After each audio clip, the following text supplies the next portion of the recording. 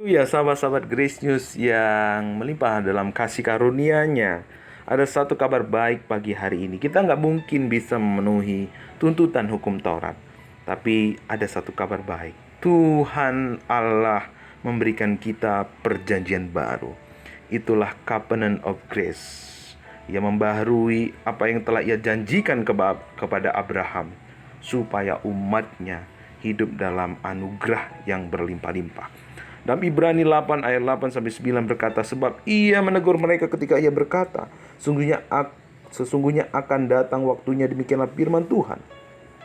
Aku akan mengadakan perjanjian baru dengan kaum Israel dan dengan kaum Yehuda, bukan seperti perjanjian yang telah kuadakan dengan nenek moyang mereka pada waktu aku memegang tangan mereka untuk membawa mereka keluar dari tanah Mesir. Sebab mereka tidak setia kepada perjanjianku, dan aku menolak mereka. Demikianlah firman Tuhan.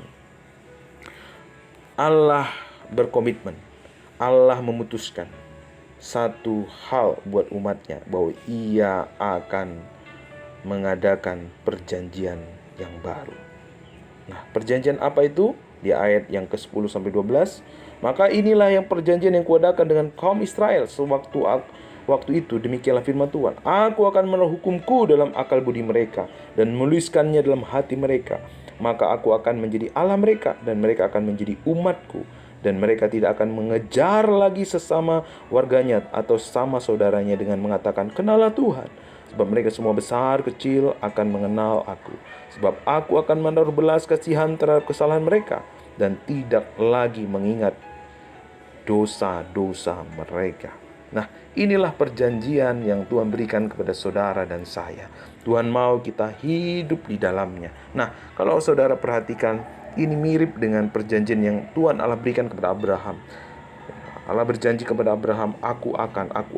Allah menempatkan posisinya sebagai pribadi yang mensuplai, bukan pribadi yang menuntut.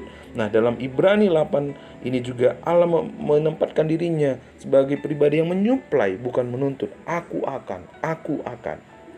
Nah, di sini apa yang menjadi bagian saudara?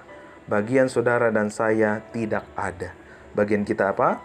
Bagian kita hanya menerima.